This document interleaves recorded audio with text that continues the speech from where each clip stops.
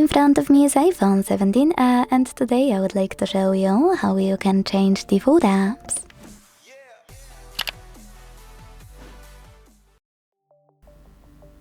I saw in the comments that many of you ask about managing default apps on this iPhone, so I tested it before and now I can show you exactly how to pick any app you want and change it to your new default one.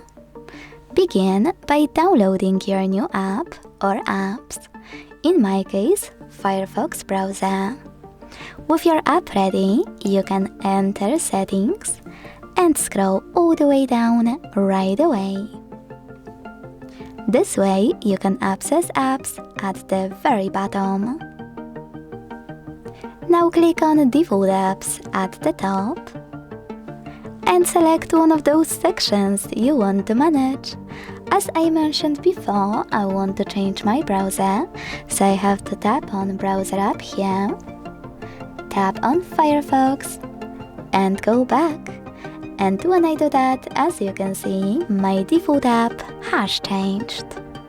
Thanks so much for watching. If you enjoyed this video, don't forget to leave a like, comment and subscribe.